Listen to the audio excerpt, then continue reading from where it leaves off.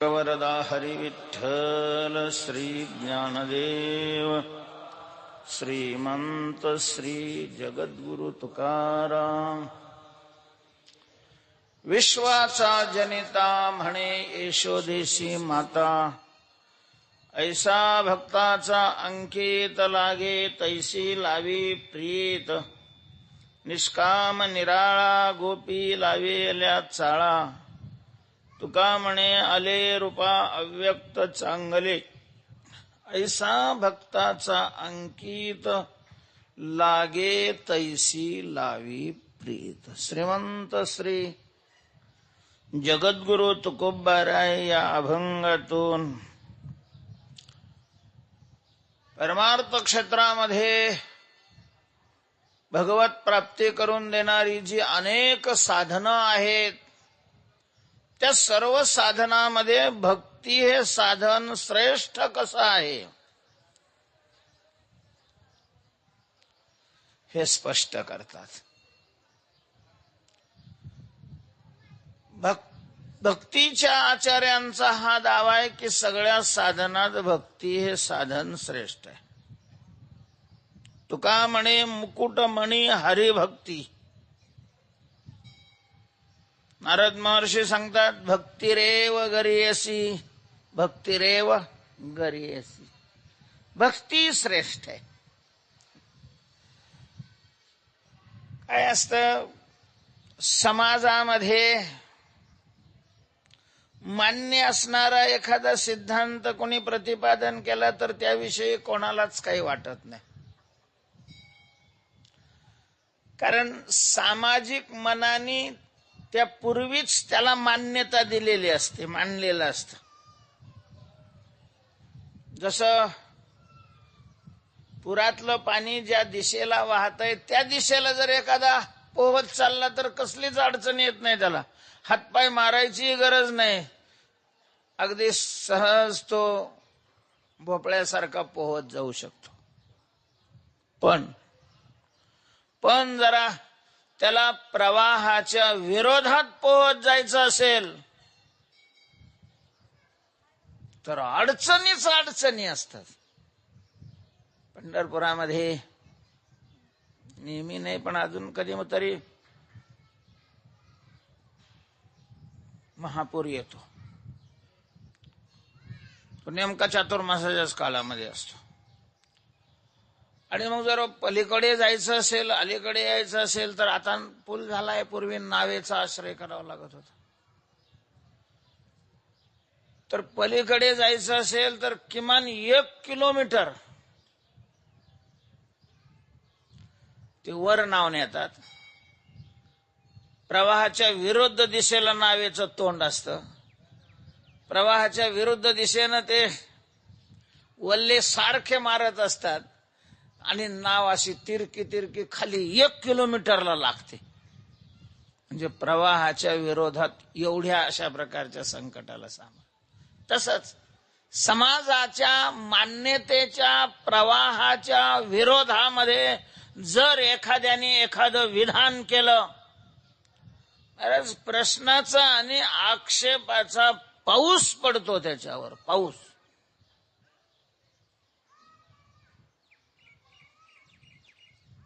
कीर्तनकाराचं बरं आहे,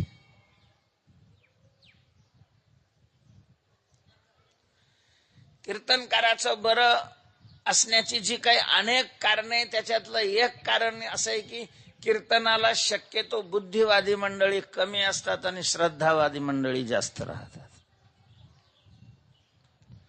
त्यामुळं कीर्तनात कसंही विधान केलं, रस्त्यात नको बसू, इकडे बस, रस्त्यात बसू नका, रस्ता राहू देतो, तरी शक्यतो त्याची कुणीही नोंद घेत नाही।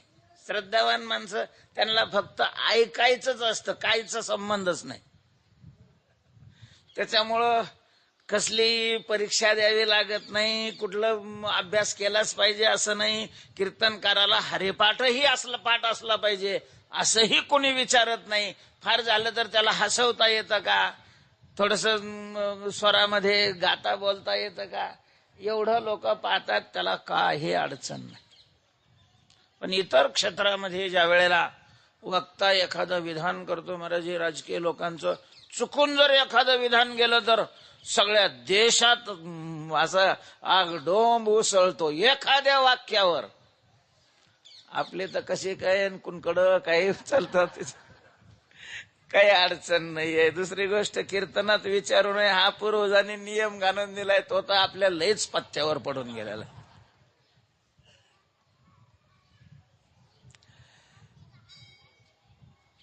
भक्ती रे वगैरे अशी असं ज्या वेळेला नारदांनी म्हटलं, तुका म्हणे मुकुट म्हणी हरिभक्ती असं विधान केलं, त्यावेळेला साहजिकच आक्षेपाचा पाऊस पडलेला आहे.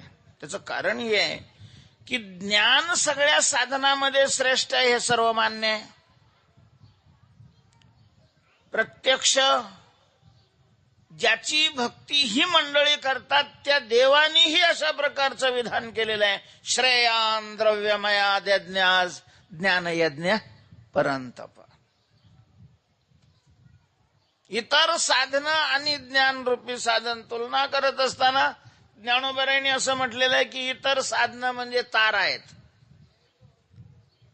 संध्याकाळी आकाशामध्ये लुकलुकणाऱ्या तारा म्हणजे इतर साधन आहेत, आणि सूर्य म्हणजे काय आहे, ज्ञान आहे. त्याची तुलनाच होऊ शकत नाही असा देव म्हणतोय. त्याचे भक्त सांगतात की भक्ती ज्ञानापेक्षा श्रेष्ठ आहे.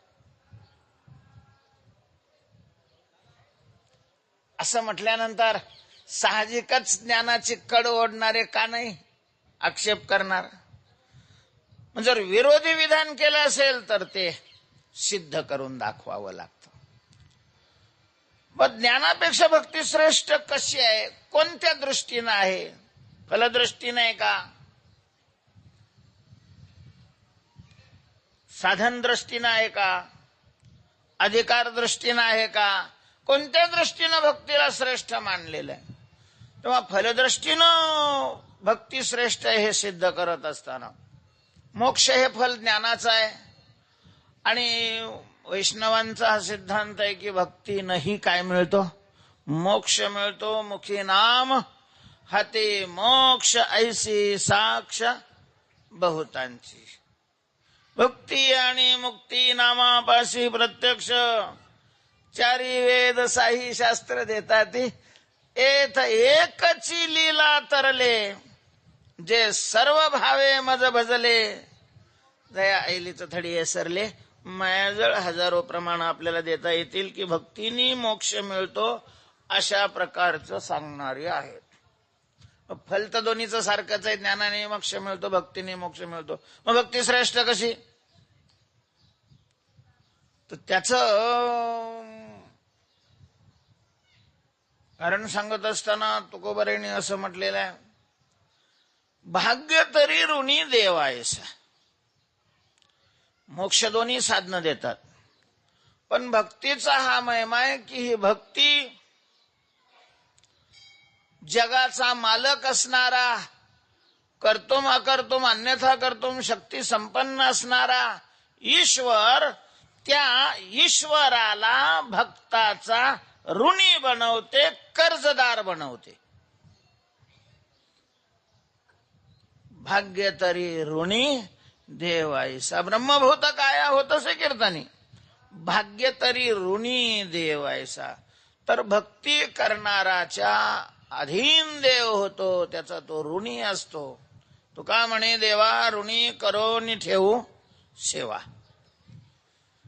भगवंतांनी मान्य केलेले आहे ते ऋणवैपन देखोनी अंगी मी आपुलियाची उत्तीर्णत्वा लागी. भक्ताची या तनुत्यागी परिचर्या करी. पुराणांनीही याच्यावर सही केलेली आहे. भक्त ऋणी देव बोलती पुराणे निर्धार वचने साच खरी. तर भक्तांच्या तो अधीन होतो. योग्याच्या अधीन नाही ईश्वर राहत असं कुठं प्रमाण नाही. ज्ञानाच्याही अधीन ईश्वर राहत नाही. जपी तपी यांचा तर प्रश्नच नाही, ते मोक्षापर्यंतच जात नाही. भक्तीने मोक्ष तर मिळतोच, याच्यात काहीच संशय नाही. तुकोबारे म्हणतात उद्धाराशी संदेह नाही याच्या काही सेवका. या पांडुरंगाच्या सेवका म्हणजे भक्ता. उद्धाराचा संशय घ्यायचं काही कारण आहे. हा, आपण भक्त आहे की नाही याच्याबद्दल संशय घ्यावा. कारण कार्ड छापल्याने कोणी भक्त होत नाही. फार तारखे आल्या म्हणजेही भक्त होतो असं नाही. लोकमान्य असलेले भक्त देवमान्य असतीलच असं नाही. जे लोकमान्य नाही स्वमान्यच आहे तेही देवमान्य. देवानी ज्याला भक्त म्हणून स्वीकारलं. भक्त सिमे सखाचे ते रहस्यम हे तदुत्तमम. त्याच्या उद्धाराचा प्रश्नच येत नाही. तो उद्धरून जाईल याच्यात विशेष नाही. तो काय म्हणे, कोटी कुळे ती पुनीत भावे गाता गीत.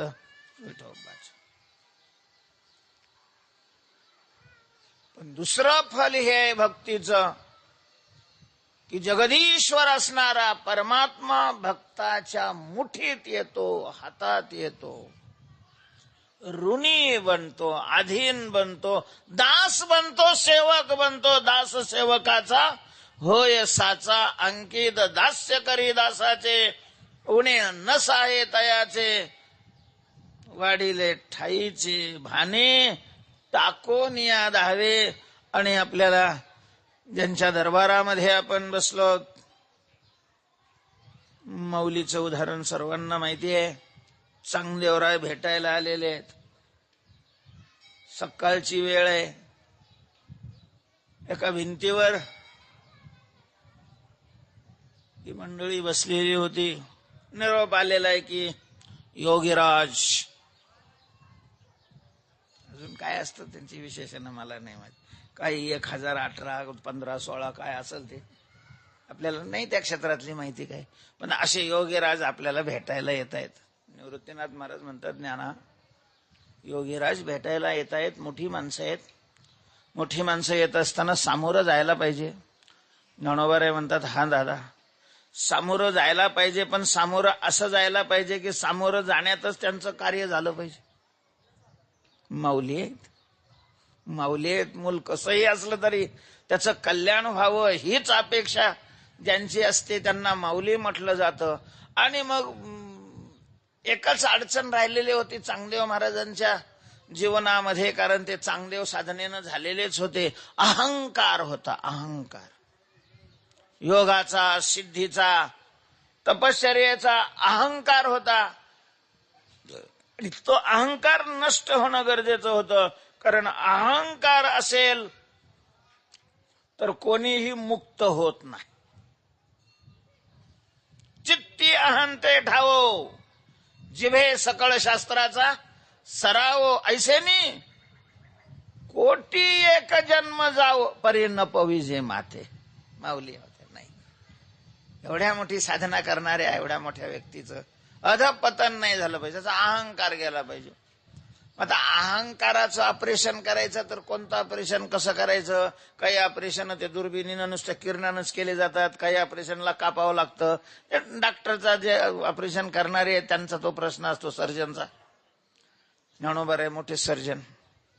त्यांनी पाहिलेलं आहे की योग्याचं काय करायचंय, ऑपरेशन करायचंय. अहंकाराचा अपेंडिक्स कापायचा आहे. मग काय केलं त्यांनी? त्याला अहंकार होता की साधनेनं मी क्रूर अशा प्रकारच्या हिंस्र पशुवर सुद्धा काय मिळवलेलं आहे? प्रभुत्व मिळवलेलं आहे. हा अहंकार होता. वाघावर बसून सापाचा चाबूक अशा प्रकारचा करून ते येत होते. साधनेनं हिंस्र पशुवर प्रभुत्व मिळवलेलं आहे. अशा प्रकारचा अहंकार घालवायचा होता. आणि म्हणून ज्ञानोबारायांनी ज्या भिंतीवर बसलेले होते त्या भिंतीला सांगितलं, बाई योगीराज येत आहेत, आमच्याकडे दुसरं तर काही साधन नाहीये, तेव्हा आम्हाला तूच घेऊन सामोरं चाल. आता मला सांगा, भिंत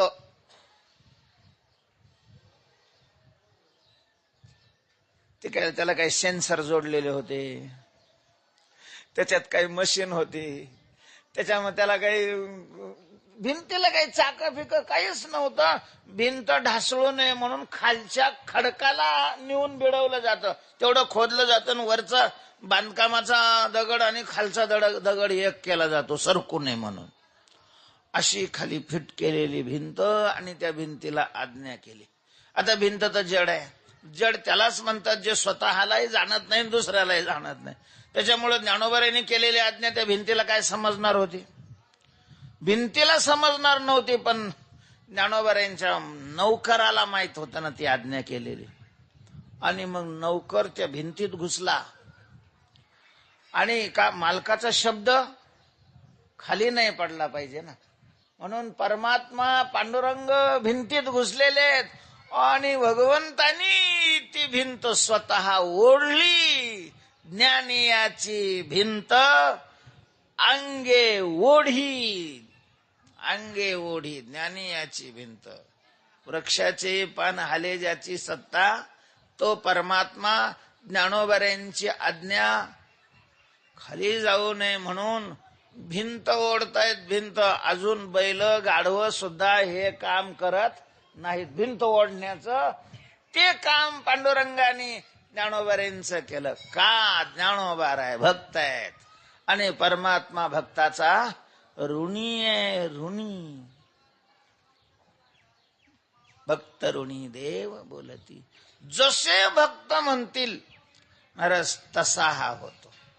आणि हेच या अभंगातून तुकोबांनी स्पष्ट केलेलं आहे की विश्वाचा जनिता. देवाचा परिचय करून देत असताना भगवान कोण आहे? विश्वाचा जनिता. काल याच्यावर आपलं चिंतन झालेलं. जगाला ज्याने निर्माण केलं तो आहे. विश्वाला उत्पन्न करणारा हा परमात्मा आहे. आणि असा जगाचा बाप, कारण उत्पन्न करणाऱ्याला जनक म्हणतात.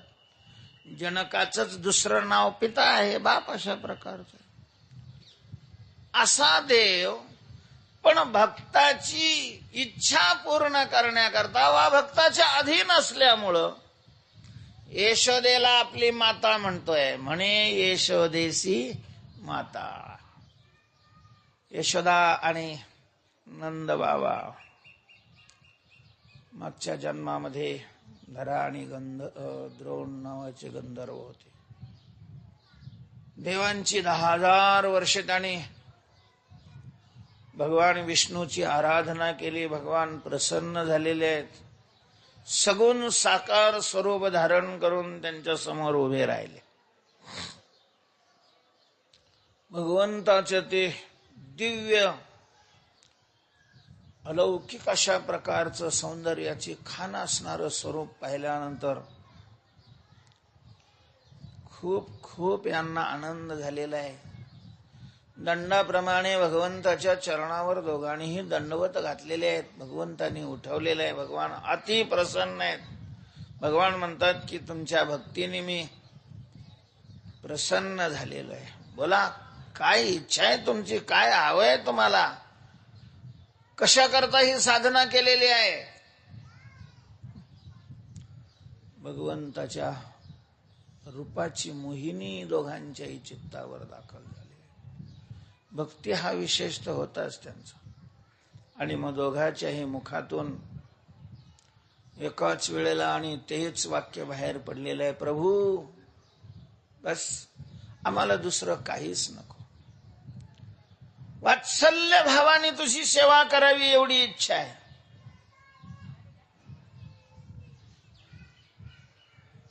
दुसऱ्यावर प्रेम करणं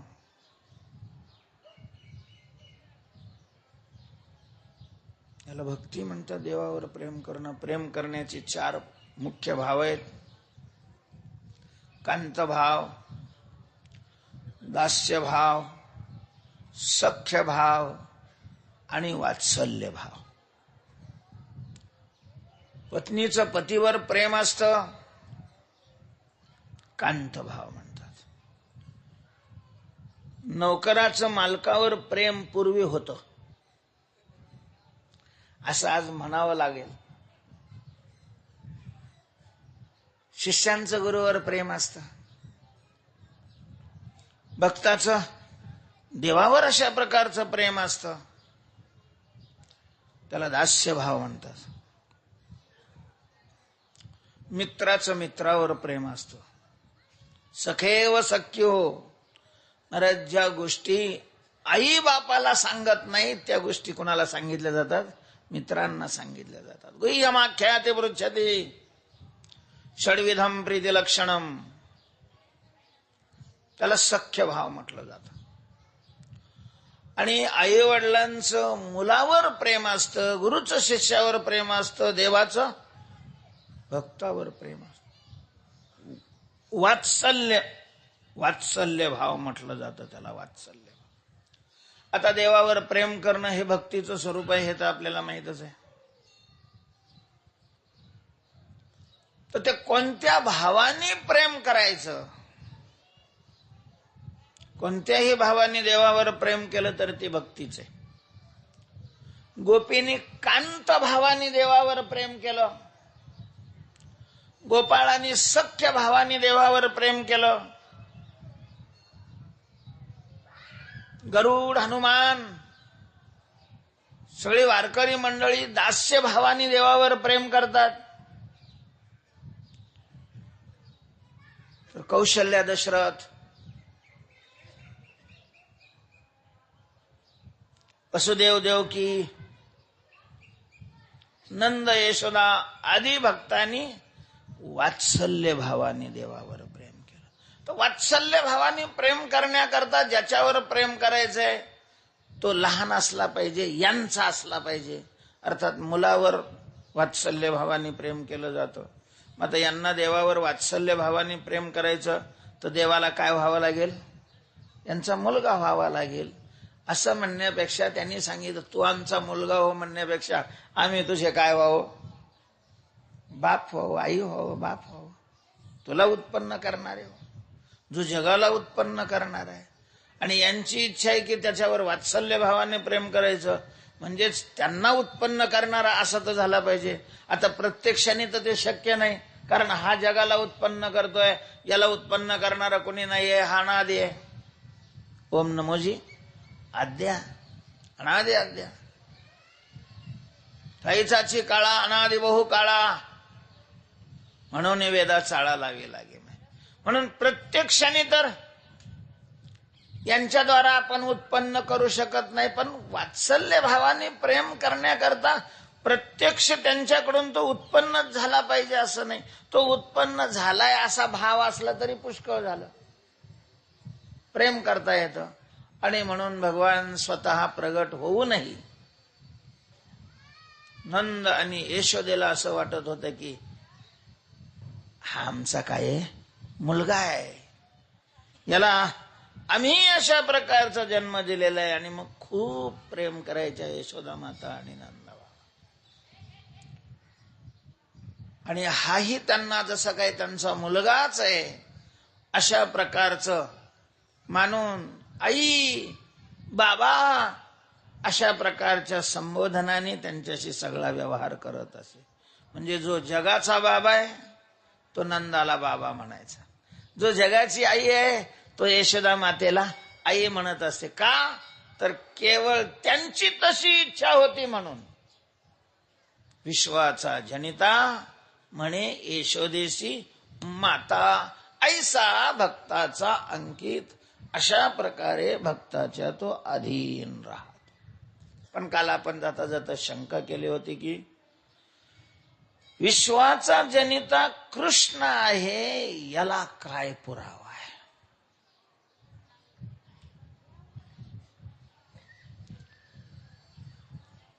आता हे तर खरंच आहे की विश्व प्रत्यक्ष दिसतंय, आणि मग प्रत्यक्ष विश्व दिसतंय तर त्याला कुणी ना कोणी उत्पन्न केलेलं असलं पाहिजे.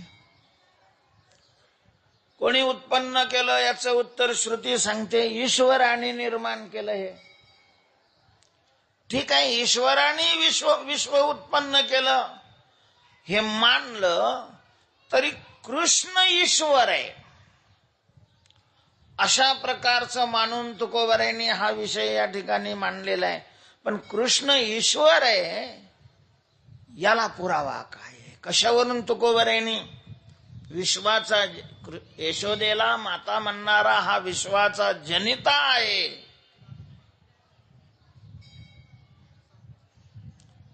हे कशावरून आहे? अशी या ठिकाणी शंका येऊ शकते? तर याचं उत्तर असं आहे की प्रत्यक्षाने तर हे कोणी सांगू शकत नाही, कारण ईश्वर सृष्टी निर्माण करतो आणि ईश्वराचं प्रत्यक्ष होत नाही असं शास्त्राने सांगितलेलं आहे. ईश्वर सदा परोक्ष आहे. ईश्वराने सृष्टी निर्माण केलेली आणि ईश्वर अशा स्वरूपाचा आहे हे आपल्याला शास्त्रावरून परोक्षत्वानीच कळू शकतं, प्रत्यक्षत्वानी नाही. ईश्वर सदा परोक्ष आहे. म्हणून म्हटलेलं आहे की नमे विदुस्सुरगणाः प्रभवं न महर्षयः अहमादिर्हि देवानां महर्षीणांच सर्वशः. ईश्वर हा सगुण आहे पण निराकार आहे असं मानलेलं आहे.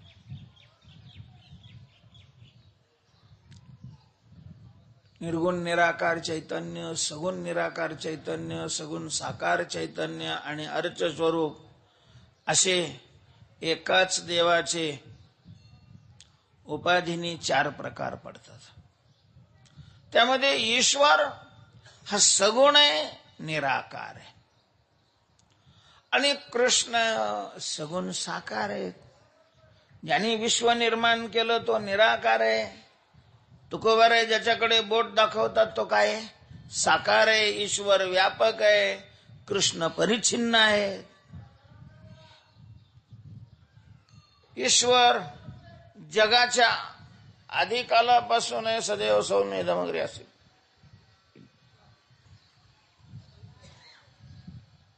कृष्ण द्वापार युगामध्ये कंसाच्या कारागृहामध्ये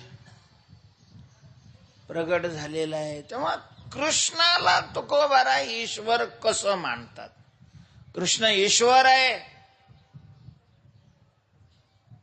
याला पुरावा काय आहे? अशा प्रकारची शंका काल आपण घेतलेली आहे. तर थोडक्यात याचं चिंतन करूया. जिथं प्रत्यक्ष प्रमाण काम करत नाही, प्रमाणामध्ये व्यवहारात प्रत्यक्ष प्रमाण हे प्रबल प्रमाण आहे. आणि प्रमाणोत्पादिता विद्या प्रबलम प्रमाणम विना न नश्यति न वेदांतात प्रबलम मानमीक्षते. व्यवहारामध्ये प्रत्यक्ष पुरावा हा श्रेष्ठ पुरावा मानला जातो. म्हणून बऱ्याच अशा प्रकारच्या केसेसमध्ये गुन्हेगार असणारे निर्दोष सुटतात आणि त्याचं कारण असतं सबळ पुराव्या अभावी. कारण याचा प्रत्यक्षदर्शक कुणी नसल्यामुळं यांनी ती हत्या केलेले हे सिद्ध होत नाही, म्हणून निर्दोष सुटका होते. कारण प्रत्यक्ष पुरावा हा सर्वश्रेष्ठ अशा प्रकारचा व्यवहारामध्ये पुरावा आहे. पण तत्वनिर्णयामध्ये प्रत्यक्षापेक्षाही शब्द प्रमाणाला विशेष महत्व आहे. कारण प्रत्यक्ष प्रमाण अत्यंत लंगड आहे, अत्यंत परिच्छिन्न आहे, अत्यंत तोकड आहे. प्रत्यक्ष प्रमाण म्हणजे इंद्रिय, आणि इंद्रियाचं ज्ञान अतिमर्यादित आहे. सगळ्या विषयापर्यंत, सगळ्या वस्तूपर्यंत, सगळ्या व्यक्तीपर्यंत इंद्रिय पोचू शकत नाहीत. सगळ्यापर्यंत पोचणारं प्रमाण शब्द प्रमाण आहे. आणि त्या शब्द प्रमाणामध्ये वैदिक शब्द प्रमाण हे सर्वश्रेष्ठ मानलेलं आहे. तेव्हा या शब्द प्रमाणाच्या द्वारा कृष्ण ईश्वर आहे अशाच प्रकारचं आपल्याला सिद्ध करावं लागेल. त्याच्याकरता युक्तीचाही आपण आश्रय करू शकतो.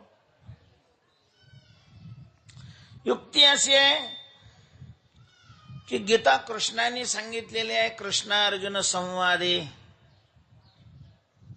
असं प्रत्येक अध्यायाच्या शेवटी म्हटलेलं आहे.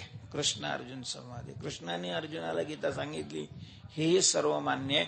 पण त्या गीतेमध्ये कुठंही कृष्ण उवाच नाही. प्रत्येक ठिकाणी व्यासाने भगवान शब्द वापरलेला आहे. श्री भगवानुवाच अशोच्यानन्वशोचस्त्वं प्रज्ञावादांश्च भाषसे. गीतेला सुरुवात करत असताना श्री भगवान म्हटलं आणि मग थेट 18व्या अध्यायापर्यंत प्रत्येक वेळेस अर्जुन ओवाच, अर्जुनाने प्रश्न विचारल्यानंतर उत्तर देत असताना श्रीकृष्ण ओवाच असं न म्हणता भगवान ओवाच असं म्हटलेले. का असं म्हटलं असेल? जर कृष्णाने गीता सांगितलेले तर श्रीकृष्ण ओवाच असं लिहायला काय अडचण होती व्यासादिकांना? तर युक्तीनं हे सिद्ध होत आहे की अडचण हीच आहे की व्यासांना माहिती आहे पुढे अशाही अवलादी निर्माण होऊ शकतात की जे कृष्णाला ईश्वर न मानता, भगवान न मानता एक बुद्धिमान आणि चतुर पुरुष होता असं म्हणणाऱ्या. तर त्यांच्या म्हणण्यावरून श्रद्धावंताचा बुद्धिभेद होऊ नये म्हणून व्यासाने गीतेमध्ये प्रत्येक ठिकाणी काय लिहिलेलं आहे? भगवान उवाच. का भगवान? भगवान आहे कृष्ण. भगवान कोणाला म्हटलं जातं? महाराज भग म्हणजे 6 गुण आहेत, मुख्य गुण, आणि त्या गुणांनी जो संपन्न आहे त्याला भगवान म्हणतात. ऐका, यश, श्री, औदार्य, ज्ञान, वैराग्य, ऐश्वर हे 6 हे गुणवर्य वसती जेत म्हणून तो भगवंत. आणि हे 6 गुण पूर्णपणे मूर्तिमंत फक्त ईश्वराच्या ठिकाणी असतात. ते 6ही गुण कृष्णाच्या ठिकाणी आहेत. यश गुण कृष्णाच्या ठिकाणी. यश महाराज भगवान पळून जाण्यात सुद्धा यशाने त्याचा पाठलाग सोडला नाही. एका युद्धामध्ये भगवंतानी अक्षरशः काय काढला? पळ काढला. रण सोडून भगवान गेले तरी त्याचाच जय जयकार आहे महाराज. गुजरातमध्ये डाकोरजी नावाचं स्थान आहे. जसं पंढरपूर महाराष्ट्रामध्ये भगवंताचं विशेष स्थान आहे तसं गुजरातमध्ये डाकोरजी आहे. आपण पंढरपुरात देवाला विठ्ठल, पांडुरंग अशा प्रकारची नावं घेतो, म्हणतो.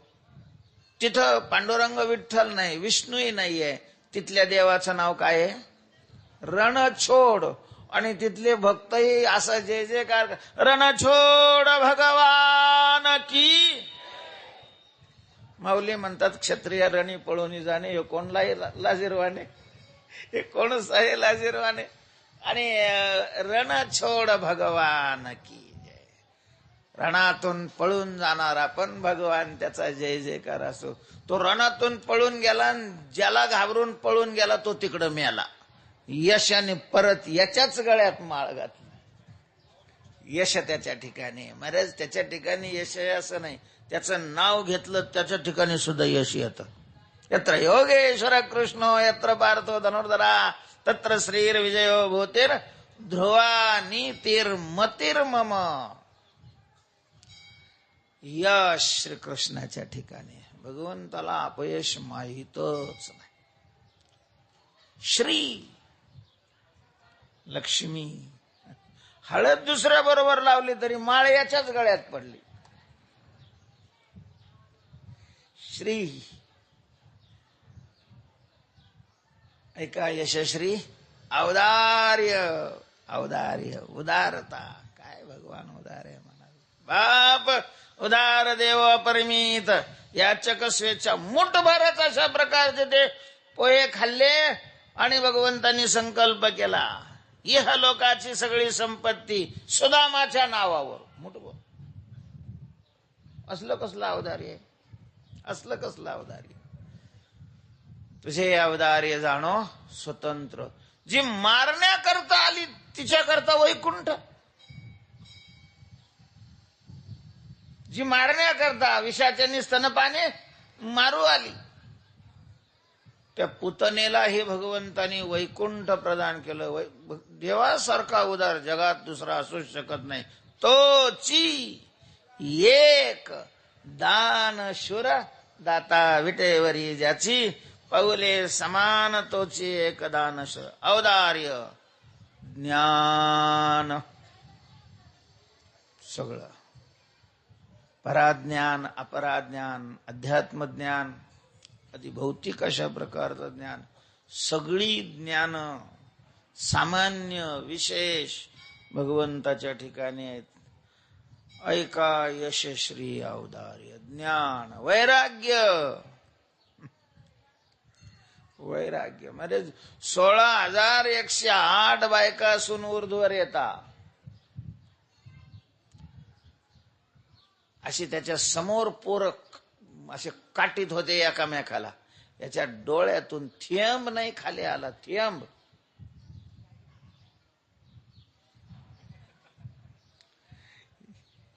याला म्हणतात वैराग्य. वैराग्य तेवढ्या पुरता रडू लागायचा, पण असं मनातून नाही. ज्ञान वैराग्य ऐश्वर्य. आता देवाचं ऐश्वर्य काही प्रश्नच नाहीये. ऐश्वर्य महाराज तो गायी चारायला जात होता ना लहानपणी, तर तिथं सुद्धा सगळे पोरं त्याच्या अवतीभोवती बसायचे, त्याची वनाच्या फुलं आणून त्याची पूजा करायची, जे जे काय करायची. म्हणून तो वनमाली म्हटलं त्याला. वनातल्या फुलाची माळा ते आणून घालायची, वनमाली अशा प्रकार. म्हणजे ऐश्वर्य त्याला कधी हे 6ही गुण श्रेष्ठ गुण. गुणवर्य मूर्तिमंत ईश्वराच्याच ठिकाणी असतात. 6ही गुणवर्य याच्या ठिकाणी. म्हणून हा कोण आहे? ईश्वर आहे. ईश्वर महाराज तुकोबारे सुद्धा एदशे चरित्र केले बा. आता तिथं कृष्णाने चरित्र केलं का नारायणाने केलं? नारायण. कोणत्या? बद्रीनारायणाने, सत्यनारायणाने, सूर्यनारायणाने, लक्ष्मी नारायणाने. अजून कोणता नारायण राहिला? कुठलाच नारायणाने काही नाही राखल्या. पण तिथं सुद्धा श्रीकृष्ण असं न म्हणता नारायण म्हटलेलं आहे. ईश्वराला नारायण म्हणतात. तर अशा या युक्तीनंही कृष्ण नारायण आहे. भगवान श्रीकृष्णाने आपल्या अवतारामध्ये ज्या काही लीला केल्या त्या लीलेवरूनही तो ईश्वर आहे हे काय होतं?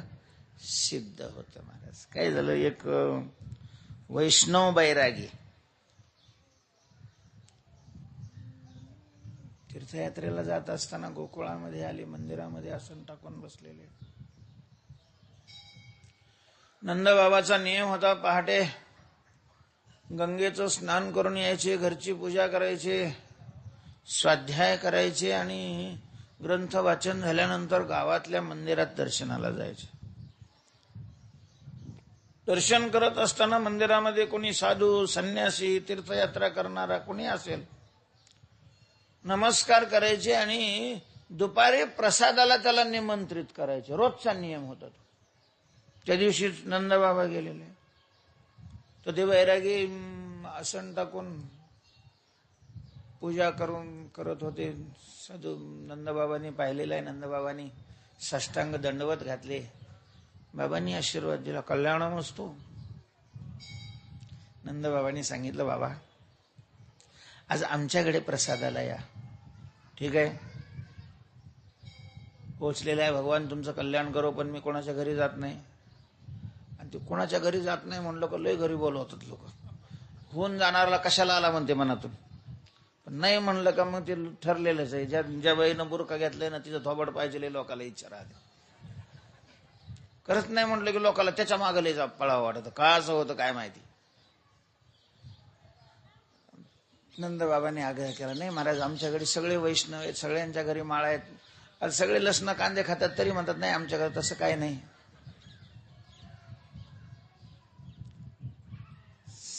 शुद्ध आहे, सात्विक आहे, अमक आहे, तमक आहे. अरे बाबा मी स्वयंपाकी आहे, मला नाही चालत कोणी बनवलेलं. ठीक आहे म्हटले, बाबा तुम्ही बनवा, पण आमच्या घरी बनवा, आम्ही शिदा देतो. आता ठीक आहे, शेवट साधू म्हटल्यानंतर कोणाचं तरी घ्यावंच लागतं ना त्याला. तो काय वखर तर आणतच नाही ना. आम्ही कोणाचं काय घेत नाही. मग काय तुझ्या बापाने थोडंच ठेवलेलं आहे, कोणाचं ना कोणाचं घ्यावंच लागतं. इकडे गेल्यावर इकडलं घ्यायचं आणि तिकडे गेल्यावर इकडलं घ्यायचं, असं काहीतरी तर करावंच लागतं. काय करणार त्याशिवाय. ठीक आहे म्हटले. मग दुपारच्या वेळेला आलेले आहेत, त्यांना सगळं शिदा वगैरे काढून दिला. त्यांनी यमुनेचं सोहळ्यात पाणी आणलेलं होतं, देवघरामध्येच त्यांना जागा दिलेली आहे. देवाची पूजा केल्यानंतर त्यांनी सुंदरपैकी स्वयंपाक केलेला आहे. कारण भक्ताचा स्वयंपाक हा देवा करताच असतो. देवाला अशा प्रकारचं जीव घालायचं आणि मग देवाचा प्रसाद म्हणून घ्यायचा. आपलं वेगळं असतं. आपण देवाला जरी नैवेद्य दाखवत असलं तरी स्वयंपाक आपल्या आवडीचा असतो. फक्त देवाला दाखवून खातो बघ. स्वयंपाक झालेला आहे सुंदरपैकी, पुडी, खीर, भात, वरण, भजे, चांगला स्वयंपाक केला, ताट भरलेलं आहे, देवासमोर ठेवलेलं आहे. थोडस अर्चन भक्ती ही महाराष्ट्रापेक्षा उत्तर भारतामध्ये आपल्याला चांगली पाहायला मिळते, खरंच चांगली पाहायला मिळते. अर्थात कुठल्याही मंदिरात लुटतात लोकाला तो भाग वेगळा, म्हणजे जे आहे वास्तव ते सांगतो मी. पण अर्चन भक्ती विशेषच आहे महाराज. नैवेद्य ठेवल्यानंतर लगेच पडदा लावून घेतील. साधारणतः माणसाला जेवायला जेवढा वेळ लागतो तेवढा वेळ वाट पाहतील. तेवढा वेळ झाल्यानंतर मग देवाला हात धुवायचे म्हणून पाणी टाकतील, हात धुतलेले तर ते हात पुसायचे म्हणून टावेल, अशा प्रकारचं करत, म्हणजे सगळ्या अशा या भावना व्यक्त करण्याची पद्धत आहे. डोळे झाकून प्रार्थना करू लागलेले आहेत. प्रभू, प्रसाद आपल्या समोर ठेवलेला आहे, कृपया आपण तो ग्रहण करावा. श्री अनंता मधुसूदना प्रार्थना केली. आता हे महाशय तिकडे खेळत होते, रांगत होते. यांनी श्री अनंता म्हटलं की हे आले ना रांगत रांगत. पायात वाळे होते, वाजत होते, पण तिकडे येताना वाजू सुद्धा दिला नाही महाराज. आता त्यानं वाजू नको म्हणल्यावर काय त्या वाळ्याची टप्पर आहे वाजायची. गपचेप आला आणि ह्याने पाहिलं, डोळे चांगले झाकलेले का साधूने, जागा म्हणे, आणि घातला हात महाराज त्या खिरीच्या वाटीमध्ये. वाटीत हात घातला की वाटी सरकली. वाटी सरकल्यावर साधूनी एकदम डोळे उघडले. डोळे उघडून पाहतात तर पोरांनी ताटात हात घातलेला आहे. अरे अरे अरे अरे अरे अरे म्हटले, वैश्याचं पोरग यांनी स्पर्श केलेला आहे. बाटलं सगळं ताट सोहळ्यातले होते साधू. नंदबाबा धावत आले, यशोदा धावत आलेली आहे. यशोदेने कृष्णाला उचलून घेतलं, पण आता उचलून घेऊन काय उपयोग आहे, त्याने त्या ताटाला तर काय केलंय, स्पर्श केलेला आहे. मग साधूने सांगितलं, बाबा तुम्हाला मी जे म्हणत होतो की आम्ही घरी कोणाच्या जात नाही, ते एवढ्या करता जात नाही. लहान मुलं आहे, त्याला काय कळतं. मी त्याच्यावर रागावलोय, नाराज आहे असंही नाही, पण आता माझा नियम आहे, स्पर्श केलेलं अन्न मी सेवन करत नाही. ठीक आहे, प्रभूची इच्छा आहे की आज मी उपास करावा. असं म्हटल्यावर महाराज नंदबाबाच्या तर डोक्यावर डोंगर कोसळल्यासारखा झालाय. खूप दयामाया वया केली नंदबाबांनी. पुन्हा स्वयंपाक करायला लावला. आता डबल करायचं म्हणल्यावर एवढा काही 8 तास नाही केला. आपलं बेसन पोळी केली, पण तरी आता देवाला अर्पण केल्याशिवाय सेवन कसं करणार. पुन्हा देवासमोर ठेवलेलं आहे. नंदबाबांनी यशोदेला सांगितलं, यशोदे बाबांचं जेवण होईपर्यंत कृष्णाला धरून बैस. कृष्णाला उचललेलं आहे. आतल्या घरात यशोदा मैया गेलेली आहे, मांडीवर बसवलेलं आहे त्याला. बाबा जेवण करतायत. कृष्णाने सांगितलं, मैया तुला गोष्ट सांगू. तुला गोष्ट येते. हा, यशोदा पहाटेच उठून सगळं कामं करावी लागत होती. ती उठलेली होती, शांत बसलेली. हा गोष्ट सांगायला लागलाय मैया. क्षीरसागर नावाचा एक दुधाचा समुद्र आहे. हा, यशोदेला थोडीशी गुंगी आल्यासारखी झाली. यांनी निद्रादेवीला सांगितलं. हा, आता काय निद्रादेवीने लगेच झडप घातली. ती अशी त्याला खांबाला टेकून, इकडे बाबा श्री अनंत लेख असे पक्के बी बाबाने यावेळी डोळे नव्हते झाकलेले. तिकडे यशोदेला झोप लागली. महाराज गेला आणि श्री अनंत म्हणेपर्यंत पुन्हा हात घातला. अरे अरे अरे अरे अरे आवाज आला की यशोदा पळतच आली. नंदबाबा आले. नंदबाबांनी विचारलं, का रे कृष्णा, का बरं बाबाला त्रास देतो. तू म्हणे, बाबा मी नाही या साधूला त्रास देत, हा साधू मला त्रास देतोय. हा साधू तुला त्रास देतो. हा साधू तुला कसं काय त्रास देतो. हे बाबा मी मैयाच्या मांडीवर बसलेलो होतो घरामध्ये. तर हा मला बोलवत होता, श्री अनंता मधुसूदना ताट वाढून ठेवलेलं आहे, जेवायला या. बाबा तुम्ही सांगा, ज्यांनी माझ्याकरता घर दार बायका पोरं, एवढंच नाही धन आणि मान यांचा त्याग केलेला आहे, त्यांनी जर एखादी अपेक्षा केली तर मी कशी काय तो टाळू शकतो. हा त्यागी आहे, सगळं सोडलेलं आहे यांनी माझ्याकरता, त्यामुळे मी यांचा शब्द टाळू शकत नाही. बाबा यांनी हाक मारली मला, म्हणून मला यावं लागलं. साधू बाबा ऐकत होते. म्हणे, हे लबाडा, मी कधी तुला बोलावलं? ते म्हणे, अय दाढीवाल्या. त्या साधूला दाढी होती. अय दाढीवाल्या, गळ्यात माळा घालून लबाड बोलतो का? लाज वाटते का? माळ गळ्यात आहे लबाड बोलतो. सत्याची उपासना